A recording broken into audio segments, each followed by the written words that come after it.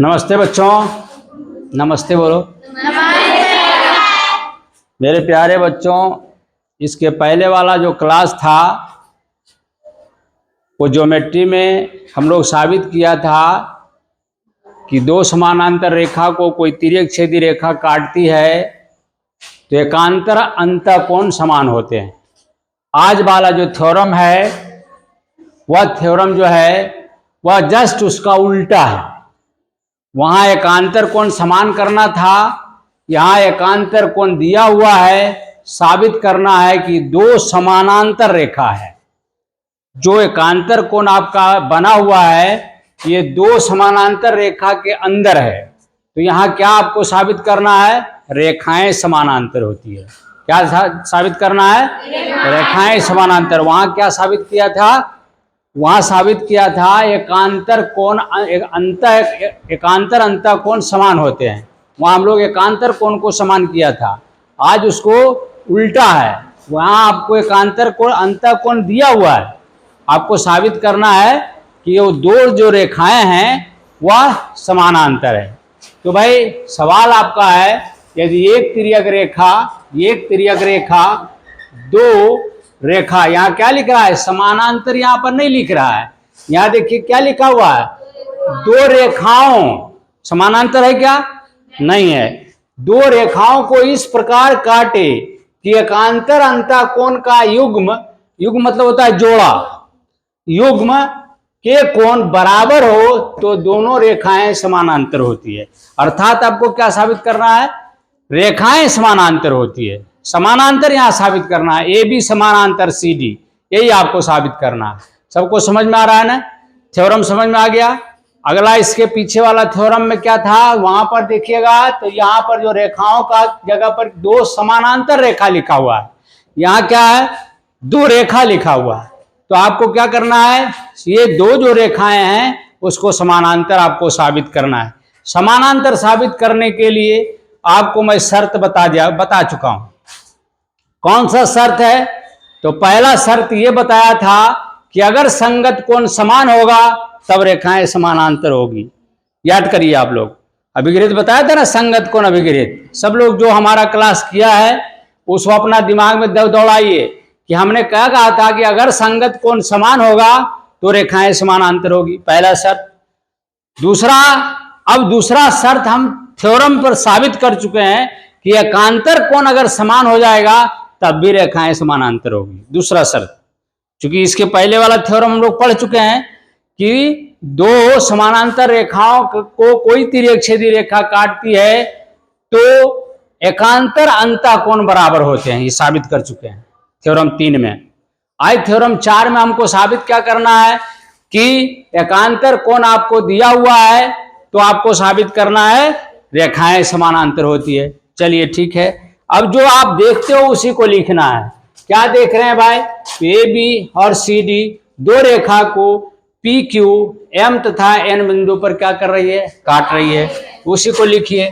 माना कि, लिखते जाओ, माना कि ए बी तथा सी डी दो रेखाओं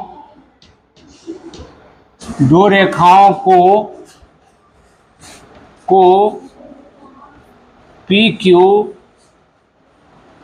तिर्यक छेदी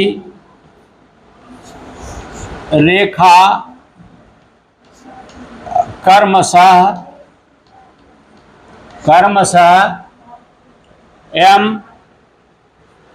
तथा एन बिंदु पर काटती है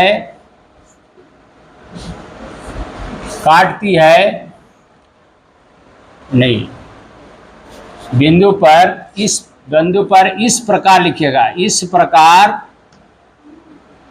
प्रकार काटती है कि कोण 1 बराबर कोण 2। इसलिए साबित करना है कि ए बी समानांतर सी डी। भाई एक बात और ध्यान दीजिएगा, अगर ए बी समानांतर सी डी को साबित अगर हम करेंगे तो इसके चलते हम इसको कब साबित कर सकते हैं कि संगत कोण अगर हम बराबर कर देंगे तो समानांतर हो जाएगा कि नहीं होगा। संगत कोण अभिगिरित यही न कहा था कि दो समांतर रेखा को कोई तिर्यक छेदी रेखा काटती है तो संगत कोण समान होते हैं। इसी का उल्टा मैं उल्टा बताया था कि अगर संगत कोण समान होगा तो रेखाएं क्या होगा, समानांतर होगा। अगर हम 3 बराबर 2 साबित कर देंगे तो 3 बराबर 2 कौन कौन है, 3 बराबर 2 कौन कौन है। तुम्हारा क्या नाम है जी, पीछे वाली लड़की जो है जो अभी लिखी थी, खड़े हो जाओ बेटा, खड़े हो जाओ तुम। 3 बराबर 2 कौन कौन है बेटा बताओ। हाँ कौन कौन है, 3 बराबर 2 कौन कौन है। ये बराबर ये कौन कौन है, 3 बराबर 2 कौन कौन है, संगत कोण है। एक कोण को छोड़ करके दूसरा कोण क्या होता है, साफ हो जाती है। कितना बार लिखने के बाद समझ में नहीं आया। देखो ये अगर संगत कोण को हम समान कर देंगे तो रेखाएं समानांतर होगा, क्योंकि संगत कोण अभिगृहित के विलोम में हम बताया था।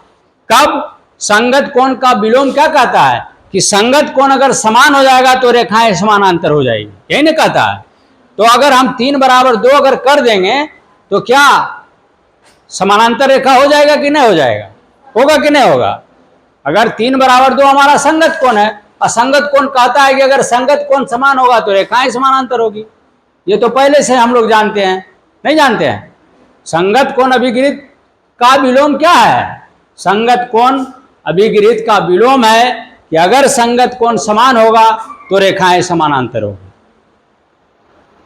तो सभी लोगों को मैं बता दिया हूं कि भाई अभिगृहित जितना भी है अब बताते जा रहे हैं उसको याद करिए। नहीं याद कीजिएगा तो दिमाग में भेजा में नहीं घुसेगा। भेजा में घुसने का एक तरीका है, याद कीजिए। फॉर्मूला को क्या कीजिए, याद कीजिए। फॉर्मूले नहीं याद रहेगा मैथ नहीं बनेगा। और ज्योमेट्री में मैं बराबर आप लोगों को कह रहा हूं कि खूब लिखिए। अगर हमने आपको 10 बार लिखने के लिए कहा तो आप 20 बार लिखो, हमने कहा 20 बार लिखो तो आप 40 बार लिखो, तभी आपको ज्योमेट्री पर पकड़ बनेगा। नहीं तो ज्योमेट्री जो है इस पर पकड़ नहीं बन सकता है, क्योंकि इसी ज्योमेट्री से सारा गणित निकला है। तो इसको पर पकड़ बनाने के लिए आप ज़्यादा से ज़्यादा लिखो, नहीं लिखोगे तो नहीं होगा। चलिए ठीक है, तो ए बी समानांतर सी डी, ठीक है, इसीलिए आपको साबित करना है ए बी समानांतर सी डी। अब प्रमाण लिखिएगा। प्रमाण में क्या लिखेंगे, ए बी चूंकि ए बी और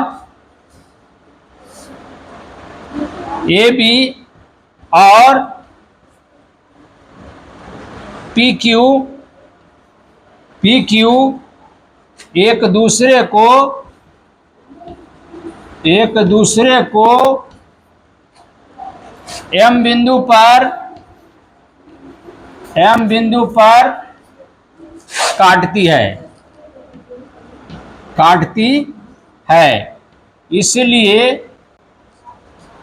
इसीलिए कोण 1 बराबर कोण 3 लिखेंगे। क्यों भाई, ये शीर्षाभिमुख कोण है। क्या है, शीर्षाभिमुख कोण,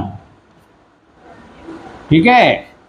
ये शीर्षाभिमुख कोण है। ये कैसे जानते हैं भाई, तो परिमेय 2 से हम जानते हैं। परिमेय 2 से हम जानते हैं, हम पढ़ चुके हैं परिमेय 2, ठीक है। अब भाई लेकिन आपको लेकिन दिया हुआ है, आपको दिया हुआ है। क्या दिया हुआ है भाई, एकांतर कोण यहां पर समान दिया हुआ है। देखो यहां पर दिया हुआ है एकांतर अंतः कोण युग्म के कोण बराबर हैं। तो एकांतर कोण क्या दिया हुआ है, समान दिया हुआ है। तो एक बराबर क्या है, एक बराबर दो दिया हुआ है, लेकिन दिया हुआ है कोण एक बराबर कोण दो। अब देखो इसको समीकरण 1 मान लिया, इसको समीकरण 2 मान लिया। अब समीकरण 1 एवं 2 से अब समीकरण 1 एवं 2 से देखो एक बराबर कोण 3 है और कोण 1 बराबर कोण 2 है। ठीक है, तो ये दोनों मिल गया ना, कोण 1 बराबर ये मिल भी गया। तो हम क्या ऐसे भी उल्टा पे भी लिख सकते हो, इस प्रकार से भी तुम लिख सकते हो कोण 2 बराबर कोण 1। इसको काट देंगे तो क्या बच गया, क्या कोण 2 बराबर कोण 3। देखो कोण 2 और 3 कौन है, संगत कोण है।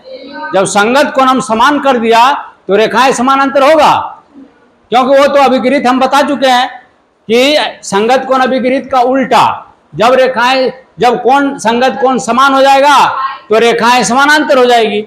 अतः ये क्या है, लिखोगे अतः ये क्या है, इसलिए कोण 2 बराबर कोण 3 क्या है, ये संगत कोण है। क्या है, संगत कोण है, संगत कोण है।